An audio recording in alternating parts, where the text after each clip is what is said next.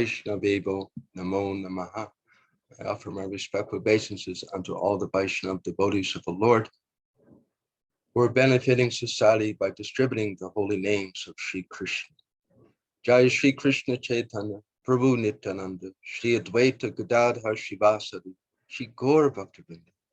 Hare Krishna, Krishna Krishna, Hare Hare, Hare Rama, Rama Rama, Hare Hare. So again, I'm very honored to be in the company of devotees and to be of attempted service to all of you. I ask your blessings and also forgiveness for any unintended offenses. So we are continuing with our study of Srimad Bhagavatam, Canto 1, text 10 to 12. And this is the section, the prayers of Queen Kunti. So this first text, text number 10, "Oh my Lord, you are all powerful. A fiery iron arrow is coming towards me fast. My Lord, let it burn me personally, if you so desire. But please do not let it burn and abort my embryo. Please do me this favor, my Lord." So this is, what can we say?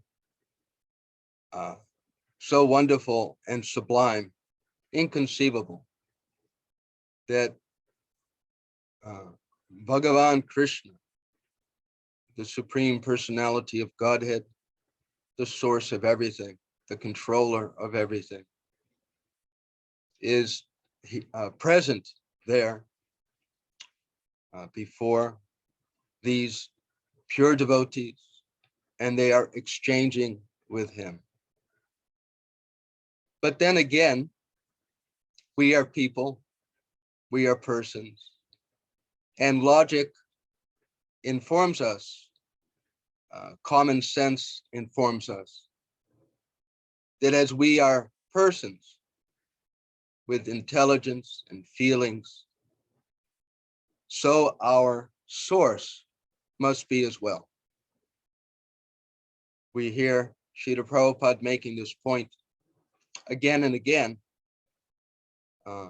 There is a saying in the Greek going back hundreds of years that as above, so below, meaning that as things are in the realm of God, so things are reflected here in this temporary realm. And this is echoed in the 15th chapter of Bhagavad Gita, as we may remember that this material world is compared to an ashwata tree, a banyan tree, which is a reflection of the real tree. So this is inconceivably wonderful, and it is actually our, as Prabhu Karuna Chaitanya mentioned, our birthright. It is our original normal life, although it may be hard to believe for some people. It is our normal original existence to have such a personal relationship with Bhagavan, the Supreme Personality of Godhead. So in this text, Uttara is coming to Lord Krishna for protection. This is not wrong. In the story of, I say not wrong, because sometimes we hear the principle that the devotee does not want anything from God. Rather, the devotee, the pure devotee, is only thinking about how to be of service to Krishna. Nevertheless, the Vaishnavacharyas point out that it is entirely proper that when the devotee feel themselves to be in a, as they say, between a rock and a hard place, in a very difficult situation, with apparently no way of becoming relieved of the situation, then like Gajendra the elephant in the 8th canto, it is not improper to approach Krishna in any of his different forms that appeal to us, and ask, if you so desire, that we may be delivered from that situation and ultimately attain his lotus feet. And Uttara is also showing us this example. I remember an instance long ago in one temple. There was one devotee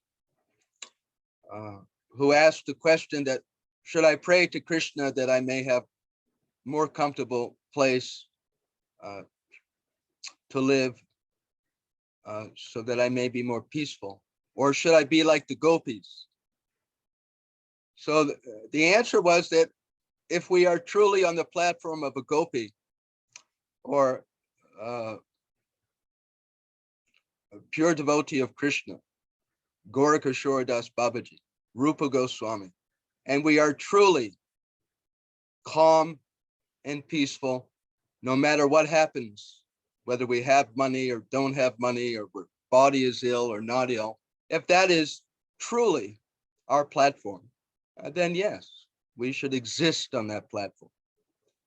But if we are actually in the core of our heart feeling much aggrieved, and we are not peaceful, and we are disturbed, then for us, because there's different levels of devotees that Lord Krishna describes in the 12th chapter of Bhagavad Gita, and each of these platforms is a valid position. It's very important. Lord Krishna says in the 3rd chapter of Bhagavad Gita, Phalgo Vairagya Uchate, that we should be very careful not to live beyond our actual adhikari.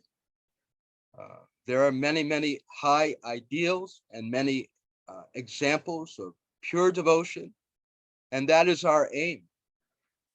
At the same time, we are all situated at a particular point on the path. So it is better, Lord Krishna describes in the 3rd chapter of Bhagavad Gita, that rather than imitating or trying to lift ourselves up too fast to some higher ideal, better we live peacefully. So this devotee, they were known for being unhappy and rather irritable.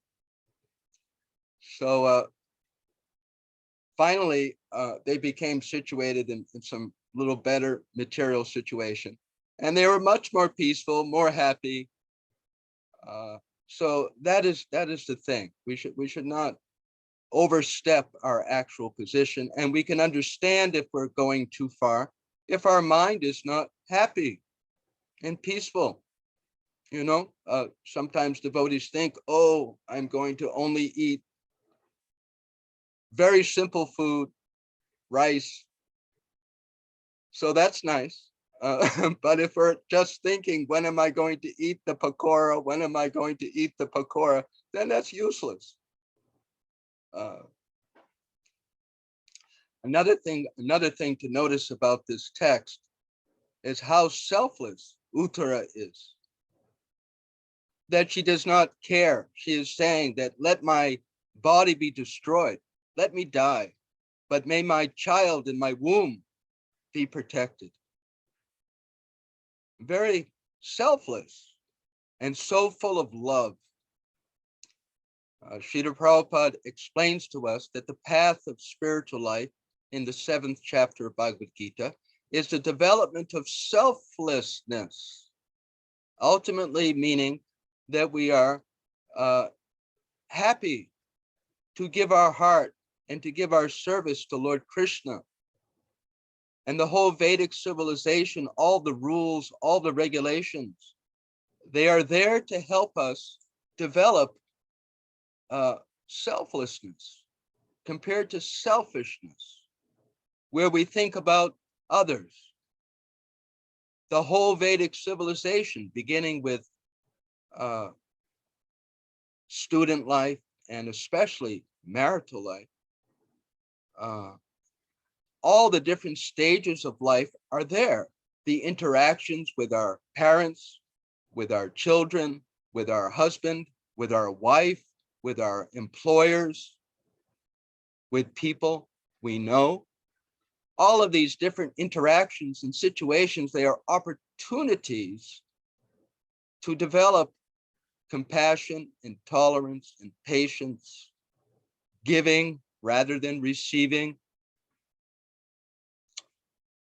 It is useful to remember this because very often we feel pinched or we are challenged in our family, in our work, in our daily life. So it is good to remember what is going on, that Krishna is putting me in different situations that he feels are helpful to develop my spiritual qualities as they're described in the 13th chapter of Bhagavad Gita. How to be more humble, more tall, just like the children in classic Vedic civilization, even other cultures. The children are meant to be trained to offer respect to the parents first thing in the morning, pranams, and to be very interested to offer service. What can I do to help? When the children are trained early in life to be of service first, before they do whatever it is they might want to do, it is so very helpful, because ultimately we are das and dasi. And if we, as humans, as husbands, as wives, as students, as children, if we do not have an attitude of service in those situations, how are we going to have an attitude of service to Krishna? Therefore, there are certain duties and ways of acting for the husband, for the wife, for the children, for the teachers, for everyone. And the purpose of all of these rules and culture is that we practice being humble. We practice being tolerant, compassionate.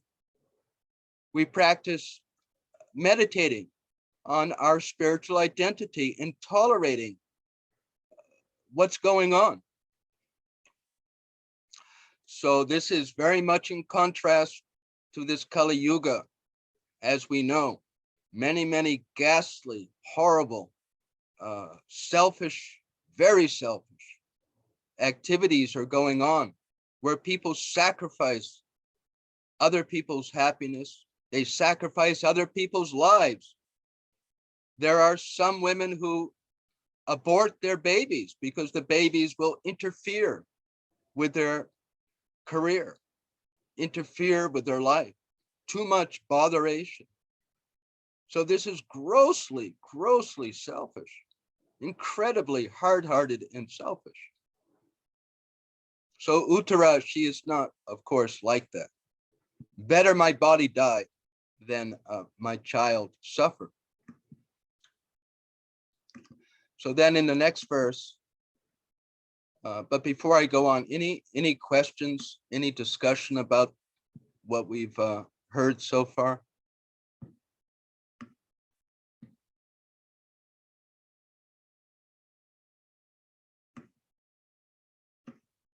No?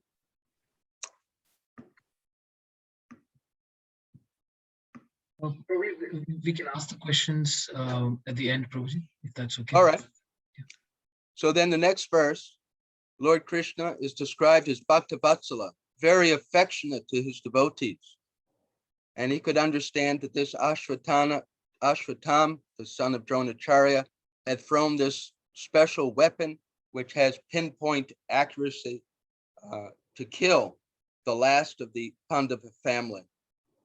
So Srila Prabhupada explains in the purport that Krishna, God, is impartial. He loves all of his parts and parcels. Samaham savabhuteshu. He is equal to everyone. We are all his part. It doesn't matter our body. It doesn't matter the color of our skin, what country we live in. Mamai vamsho jivaloka jivabhuta sanatana manastas indrayani prakriti starni karshati. Mamai vamsho. Lord Krishna declares that not just people born in India, but everyone is my part and parcel. Jivara Surupoi Krishnarinditadas Tatasta Shakti Beta Beta Prakash. Lord Chaitanya has instructed that our identity as is little tiny sparks of Bhagavan Krishna. On the other hand, Lord Krishna declares that for those who are devoted to him, he is devoted to them. This is equality. Krishna is prepared to reciprocate with us. And he is very interested to take care of his devotees. And in this purport is described that Krishna arranged, Krishna allowed, and he did different things so that the battle of Kurukshetra would happen. For example, there is the story of Duryodhana when he visited Maharaj Yudhisthira in their house, and there was a special kind of arrangement that looked like a rug on the floor, but it was actually water, and he fell in. And the ladies were laughing, others were laughing, and Maharaj Yudhisthira felt bad. Such a pure soul, even though Duryodhana had continually tried to kill them, Maharaj Yudhisthira, being a good-hearted man, did not like that Duryodhana was being laughed at. But Lord Krishna said, no, let everyone have a good laugh. Because he knew Duryodhana would become so angry, and this anger would push him to initiate the battle of Kurukshetra. And then during the battle, the demoniac Saddam Hussein, so to speak, would be annihilated. And the Pandavas, who were good-hearted religious rulers, would be established. So Lord Krishna, for the benefit of his devotees, although he did not deliberately, personally cause the battle, he did want ultimately that the demoniac be removed. Parichanaya sadhanam panashya tutushkutam dharma samsthapanatiya sambhavami yuge yuge. Lord Krishna declares in the 4th chapter of his Gita why he manifests avatars and prophets to annihilate the miscreants and to reestablish religious principles and to deliver the devotees. So this is happening here. And he did not like the idea that the world should not have devotee rulers. In the next text, text 12, described that the Pandavas were aware of this Brahmastra, which is a subtle astral weapon. There are people now who understand to some extent the subtle body and the chakra system and the different energy centers, and how to utilize the subtle realm of existence in such a way that it has effect upon the external world through mantras. And we experience this, how by the power of mantras, our consciousness, our mind, it has effect, good effect. And there are other things that can be done by the science of mantras that we hear about. So Srila Prabhupada makes the point that the weapons, even the weapons, were not indiscriminate. And the battles, it was not just like now, there's unfortunately the violence in Israel. So long ago, if there was some disagreement between political parties, or if there was some necessity of a fight, it would be between the ruler and the army. It would not involve the innocent citizens in the towns, in the villages. Even the way of fighting, according to the Vedic system, was as good as it can be in this material world. So it does not affect, just like we're hearing in Israel, so many citizens in their house, bombs are falling, rockets are destroying, people are getting killed. So this is hellish. So going back to the first text about Uttara,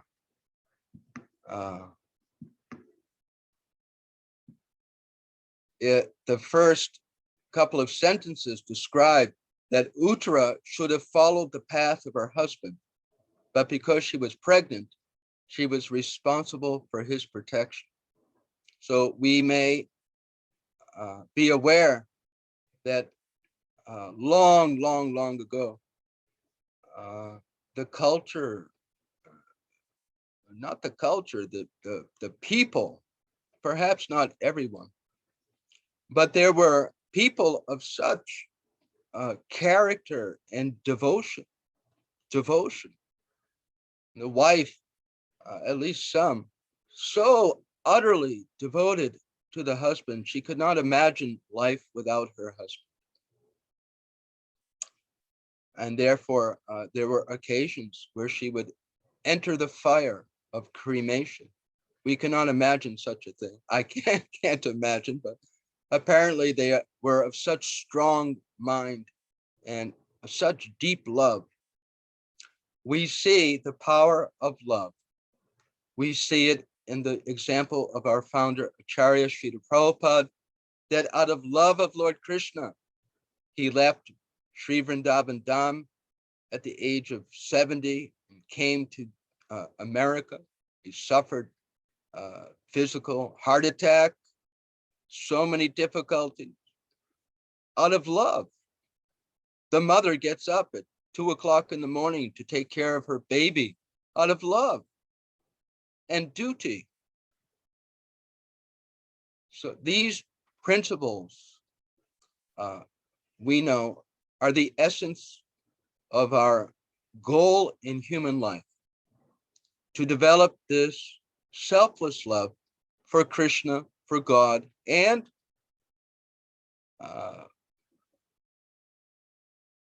God's, Krishna's parts and parcels, everyone around us. Just like in the Bible, the commandment is that to love thy neighbor as one loves oneself, because they're part of Krishna. It is not wrong to have affection for our parents, for our wife, for our husband, for our children. They're parts of Krishna. Why should we not? In relationship to Krishna, isn't it?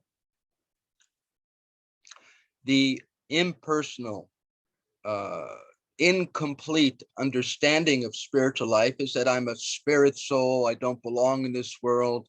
This world is not my home. I should renounce everything. So that's the beginning, very beginning stage. But as the person develops wisdom, more wisdom, we understand that everything belongs to Krishna and everything is used for the service of Krishna, towards the goal of Krishna.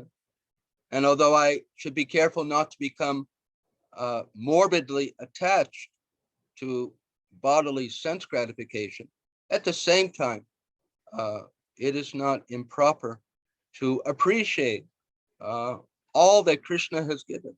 When Lord Chaitanya Mahaprabhu was walking through the forest of Jarikanda with Balabhadra Bhattacharya, and Balabhadra Bhattacharya, they were on their way to Vrindavan. So Balabhadra would gather sak, spinach, different greens and roots and cook. So Lord Chaitanya, he was relishing, oh, such good food, such tasty food Krishna has provided. Hare Krishna. So this is personalism. When the devotee drinks water, they appreciate, oh, such good water. Thank you, Krishna. Oh, this, thank you, Krishna. They do not make believe that it does not exist. Oh, this sandesh, this burfi, oh, it's an illusion. I don't taste it. No, the devotees relish prasadam. Oh, such very nice, tasty food. Thank you, Krishna. What can I do for you? So duty and love, very, very essential to develop character. We may remember that the very beginning of Bhagavad Gita, the doorway to bhakti, not the third, fourth, eighth, 12th chapter of Bhagavad Gita, the second chapter of Bhagavad Gita. Matra spashas tikantaya shitoshna shukadukada agama payano nityas tam tatiktasha bharata. That one should learn to tolerate the non-permanent appearance of happiness and distress. And in text 14, Lord Krishna says, one who is equal in happiness and distress is qualified for liberation. Who is qualified for liberation? Who is equal-minded? Equal-minded. That when things happen, we practice being equal-minded. We don't lose it. We don't become over emotional. Because after all, it's temporary. And compared to the greater problems of life, such as birth and death and old age and disease, if the car has a flat tire, or maybe someone is not talking with the right tone of voice, it's hardly a problem. So the very beginning of bhakti yoga, and always, is practicing tolerance, practicing being equal-minded. And we are all on this path. I'm certainly not perfect. I get a very bad toothache and I have to lay down. But we practice. Because we are cautioned, we are warned that if we try and skip the basic instructions of Bhagavad Gita and simply focus upon the internal Leela of Krishna, the rasa, the Krishna prema, and the coward boys and the gopis, Govardhan Hill, and all of these sweet bhakti rasa topics, and we do not focus enough on basic Bhagavad Gita, then we have seen what happens when people go too fast and they skip. Then they can end up getting involved in scandals, or they go away from Krishna consciousness. Krishna wants us back with him in the spiritual world. Krishna loves us very, very much, and he wants us to be successful. And so he has given his Gita, and he has sent his pure devotees to give us the wisdom so that we can stay on the path our whole life. Not that we're here for 2 years, 8 years, 15 years, and then we go away. So sarvadhamma priyaja mamekam sharanam braja aham tvam sava papebhyo mokshashami ma sutra. Lord Krishna says that you surrender to me. So part of that surrender, of course, is surrendering to his Bhagavad Gita. Actually living to the best of our ability, hour by hour, Bhagavad Gita, which is not difficult to practice because practically, every hour or every day, there are challenges to our mind, challenges to our body, which we can practice being equal-minded, that we just deal with it. Oh, this has happened. Oh, what do I do?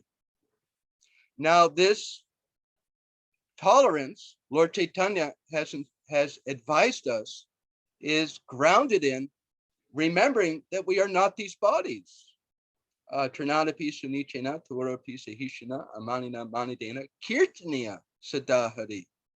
So Srila Prabhupada has instructed us that this humility, this tolerance, it is rooted in our remembering on an hour by hour, moment by moment basis, that I really am not this body. This body is not me. There may be a headache. Someone may not be talking to me as nicely as usual.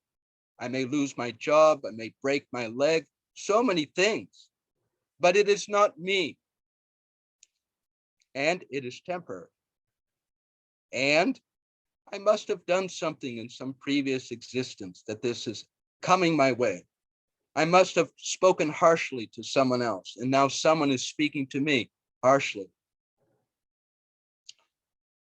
Or whatever it may be, whatever the difficult. I may have taken money from someone, so now I do not have so much money. Krishna is our friend, and we may ask, well, if Krishna is our friend, why were the Pandavas banished to isolation for 13 years? That's a very good question. Krishna is Bhaktavatsala, but why do so many difficulties come our way? One may ask, well, why is it that someone who is in the hospital is not having a lovely, brilliant day? Because a hospital is not a place where you have brilliant, lovely days. The hospital is a place for people who are ill. And this material world is a place for people, for souls who, because of their desire to be here and their past actions, are here. And although we are devotees, we are on the path of devotion, we have our past, we have our history. And Krishna minimizes it. He helps us to pass through it by the wisdom, by the inner guidance. But we all, we're still here in this world. And therefore, there are going to be challenges. They are going to be arranged so that we can practice pushing ourselves to go beyond the body. Because at the time of death, you know, leaving this world, it is not usually the easiest of things. If we practice every week being tolerant and peaceful and meditating on Krishna, then when the time comes to leave this world, we'll be practiced. We will be practiced to take our mind off this body and put it on Krishna. So this may be helpful, that whatever the situation is, my wife, my husband, my children, my parents, my employer, the weather, whatever the pain or uncomfortableness is there, it is a chance for me to practice leaving this world. Yes, it is an opportunity for me to practice focusing mind on Krishna no matter what. Dutiful, that as a child, as a husband, as a wife, as a student, I do my duty, whether I feel like it or not. Material life means I do things if I feel like it, and I don't do them if I don't feel like it. This is weak-minded. We practice being dutiful, that I go to work every day as the husband, I do my duties as the wife, I do my duties as the temple president, as the child, as the son or daughter. I practice being steady. And this ultimately will help us develop very strong character. We won't fall down. And at the end of this life, we'll actually be able to think of Krishna more easily and go back to God. So I'll stop here. All glories to Shri Shri Guru and Gauranga and Shri Krishna Bhagavan.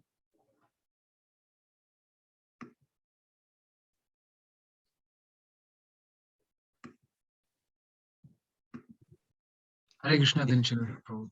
Thank you so much for a wonderful class. I'm sure it's very late for you, rather very early for you. Few minutes past midnight. Thank you so much for your service. It was a wonderful class. I ask devotees now to ask questions if they have any. They can unmute Or discussion, or anything. Yeah, that's good.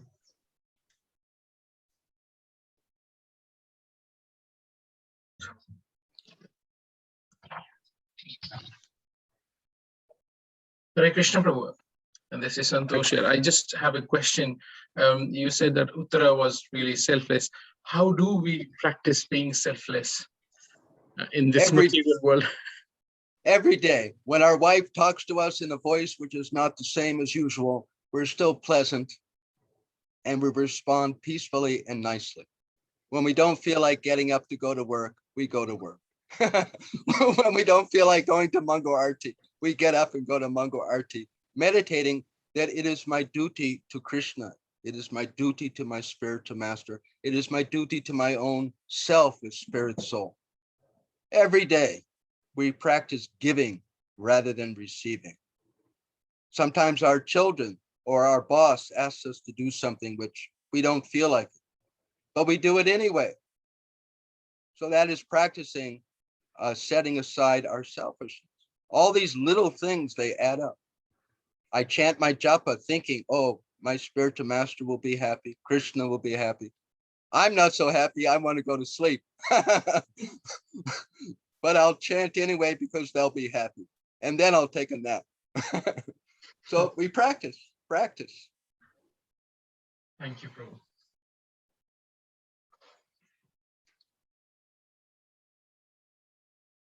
And we all have our stories. We all have our challenges. Just for the sake of encouragement, in 1983, I was attempting to distribute books, and I had just started the day, and then a small truck hit me and ran over my leg and broke my leg. So I was thinking that, how is this? I'm trying to be of service in this way, but this truck has hit me. So it was an opportunity to remember the wisdom of Bhagavad Gita. And other things have happened. And each of us has things that happen. So it is an opportunity to practice. Practice makes perfect. Hare Krishna, Prabhu. We see that in the Bhagavatam, all these personalities, they seem to be quite far away, not maybe even in some respects not relatable to us in our conditioned state of existence. They have a culture, they've had training. So how do we apply these somewhat faraway principles in our day-to-day existence? To our best ability. We have the ideal, and we do our best. We chip away at it. They're there as ideals, as benchmarks. Oh, this is how I am in my original identity. When I'm fully flowered in my self-realization, this is how I will be. Like Lord Nityananda. So he was hit on the head by the piece of clay pot. And he said, and I forget, was it Jagai or Madai? They said, we're going to cut your body into pieces and throw you into the Ganga. And Lord Nityananda said, yes, that's wonderful. Okay. But just chant Hare Krishna, please. So that's such a high ideal, someone just bothers us a little bit. And we're not like that sometimes, but we practice. And sadhana. Sadhana is sadhana and the grace of Guru are the source of all perfection. So we must pay attention to sadhana. So we have that nectar of instruction, that Upadeshamrita, that very small book of advice, how to be successful. And Srila Prabhupada writes in the beginning that if one follows this Upadeshamrita, one will be successful. So there you go. There it is. And we just have to be tolerant with our own. We speak about tolerant. We need to be tolerant and patient with ourselves. We have been in this material world for so many births, and our mind is not going to be the mind of a pure devotee next week or the week after that. Not likely. So therefore, patient and tolerant. It's going to take some time to reawaken our original nature fully. Is that all right? Thank you so much, Prabhu. Hare Krishna, Prabhu. May I please ask a question? Please put me to work. Thank you very much for your very insightful class. And you talked about duty and love. in relationships. And for example, you discuss parents and children relationship. And as a parent, I guess I'm asking, is it acceptable or is it possible to be affectionate towards one's own children, and yet at the same time not to be overly attached to parenthood? Yes, yes, absolutely.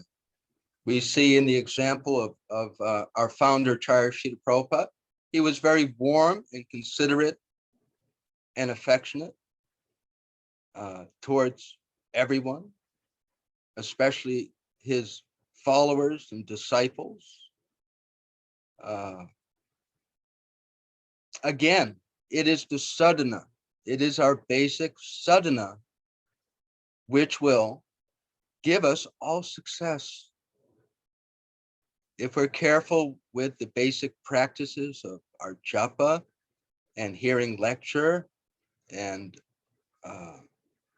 worshiping the deity and practicing, we have to practice all of Bhagavad Gita, then we can be fully affectionate and at the same time not become overly attached. Our children need affection and warmth.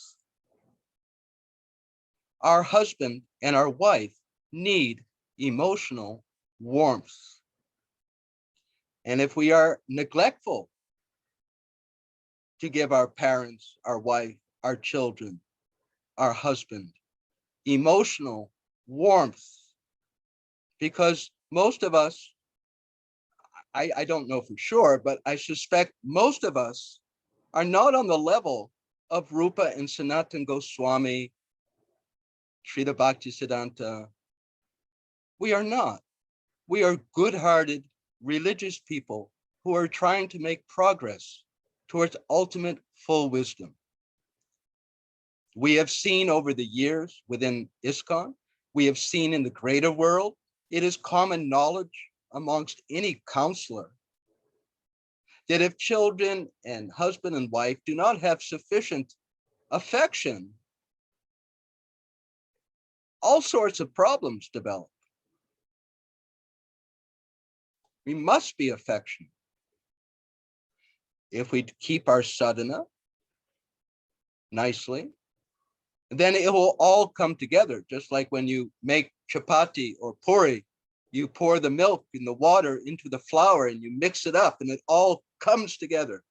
So bhakti yoga is such a wonderful, wonderful, perfect thing. It is in line with reality. And the reality is that things exist. They're not illusions.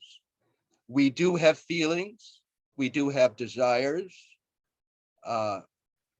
And in relationship to Krishna, they all have their place. So when we do our sadhana nicely, it is like the water that brings everything together.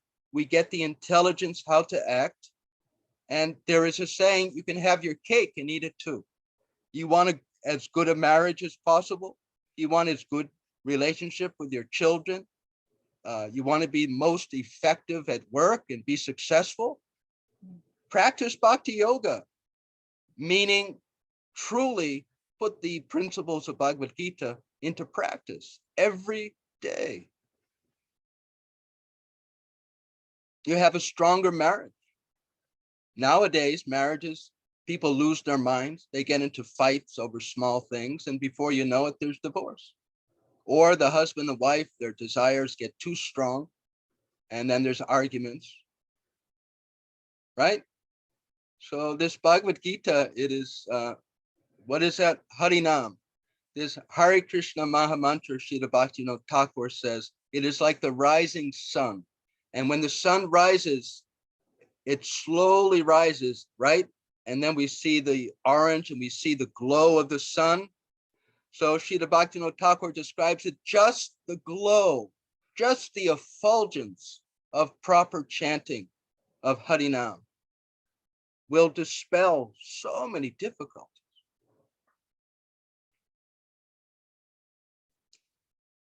What do you think? Does that make sense? Thank you. Thank you very much. That's a wonderful answer. Thank you. Yeah. Yeah. Long ago, in the 70s,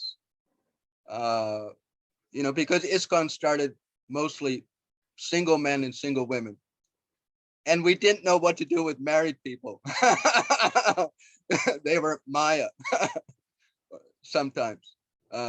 So much Maya. And of course, any obsession and addiction to this material world is not wanted.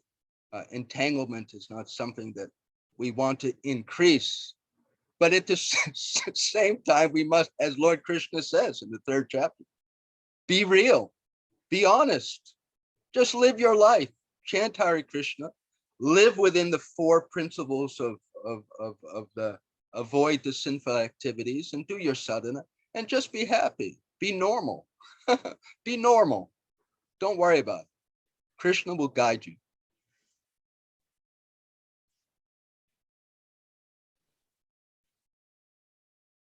Thank you, Prabhu. This is Manu Das here, and I have a question to ask. Thank you very much for very insightful class. I was just relating that situations in the material world push conditioned soul in in anxieties and difficulties, and as devotees, we take this as an opportunity, as you rightly described, to understand that this is a practice field, and we are put in this situation to practice that we can control our senses and urges and tolerate. But sometimes the anxieties and difficulties can be overwhelming. Now, in the case of Uttara, it was an overwhelming situation, and she still chose to surrender to Krishna. In our situations like that, many times we would like to get some sort of relief from the pranks of the material miseries, and we do go to Krishna in that situation, but sometimes the relief is taking time and you're overwhelmed and you don't know what to do. Now, Yes. also I understood that you have a huge amount of understanding and degree of astrology. So many devotees seek to the future through astrological signs. And I was trying to understand in the context of what Srila Prabhupada has established as ISKCON, where does this science sit to understand how do we manage ourselves with the science of astrology, with the science of, is it same as what we understand in Bhagavatam or Gita? So my question is more into understanding the utility of astrology in our lives. Yes. Well, it depends upon where we're at. It depends. We have to honestly understand, just like to advise a sannyasi that don't go to the beach and go swimming very often. The sannyasi doesn't need that instruction because the person is on the platform of generally being so much satisfied within and undisturbed that they don't need some kind of vacation or some time off from work. But we may not be on that platform. We have to see. I'm just speaking a little bit further that if we are feeling too much pain in our mind, that we cannot function very well, then we may need to go and get some extra sleep. We may need to go take a walk in the park. We may need to play some cricket, something, so that we feel a little relieved. And astrology, like Srila Prabhupada said, sense gratification is like salt, not too much, not too little. How much each of us needs so that we feel peaceful depends on each of us. With regard to astrology, again, those who are at the particular point are not so interested to know the future. They just leave it to Krishna. Those of us who are not yet on that platform, and we can tell because we're, oh, what will happen in the future? What will happen in the future? Then astrology can be very helpful because we might find out, oh, yes, for the next week, for the next month, for the next year, this is happening. And then we feel relieved. Oh, good. Okay. 3 more months. Okay. So astrology can have use like that. And at the same time, because we're doing our sadhana means associating with the pure devotees. By hearing the scripture, by hearing lecture, we associate with the higher ideal while we live on the platform that we're at. And gradually over time, we will become closer and closer to the ideal. Now, in the Srimad Bhagavatam, Srila Prabhupada, and in other places, Srila Prabhupada points out that specifically for marriage compatibility, astrology was used. Lord Krishna himself, it is said, utilized astrological compatibility. So it has its place. At the same time, because we're associating with pure devotees, we understand that we should try to be peaceful and reflect, just like in the prayers of Lord Brahma in the 14th chapter of Srimad Bhagavatam. There's that very nice verse. I have found it so very helpful over the course of the years, that one who goes on tolerating the results of their past activities, offering humble obeisances to the Lord, understanding that the suffering is due to past sins, they are guaranteed to inherit the kingdom of God, which is what we were talking about before, about being tolerant. So it is practice. If astrology helps us, if anything helps us to feel more peaceful while we wait for our sins and the challenges to become less, then we take advantage of that. That's using things in Krishna's service. How far did that go? Would you have? Thank you very much, Prabhu. It was definitely very helpful and makes sense, lot of sense. Thank you.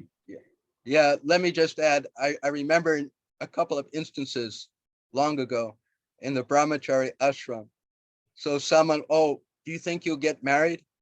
And someone said, no, I'm not going to get married ever. Well, why not? People will think I'm in Maya. So we should not operate our life on the basis of what other people will think.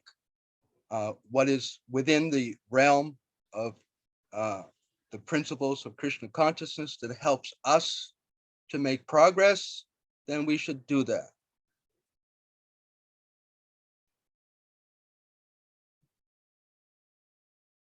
Some other questions or discussion? Thank you, Prabhu.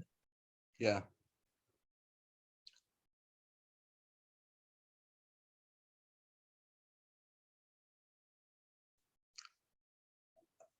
I'd like to just briefly, Karuna Chaitanya brought up intelligent design. Some of us may be familiar with that, and not to go too deep into it, but intelligent design is the term for in recent decades. There are people, all sorts of academic type people usually, but others who are interested to understand in terms of science and logic the existence of God on the basis of the fact that it's called natural theology. It was a very popular subject there in Britain in the 17 and 1800s, 1900s. Natural theology, how we can understand the presence of God by the complexity and the intricacy of this world.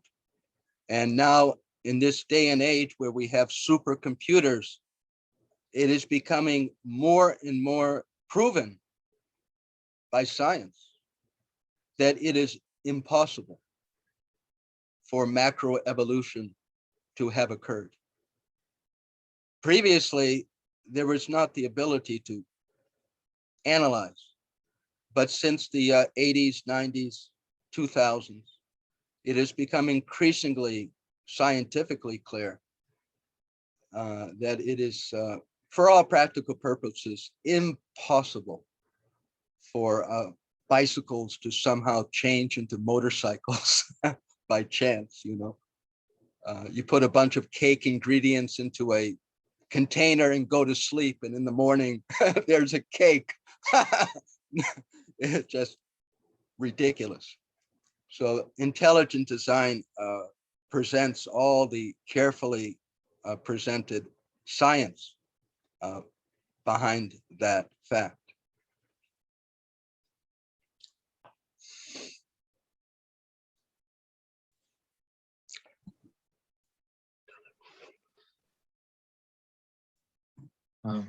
I think there are no more questions, Prabhuji. Thank you so much. And I have posted the links. Oh, thank you. Yes, on the if chat anyone would for like everyone. to participate, it's a nice way for those especially who are at home or whenever we have a little time. Yari Deki Taraka Krishna Upadesh Amar Agyai Krishna Edish. That you know, Lord Krishna comes to share his Gita. The devotees want to share Lord Krishna's Bhagavad Gita, and Lord Krishna declares that for one who teaches the science and shares the science of bhakti, there is no one more dear. They're guaranteed pure devotion, and at the end they'll come back to me. So those are the best of job benefits. You want a good job benefit package, then participate as far as possible in helping the distribution of Lord Krishna's Bhagavad Gita.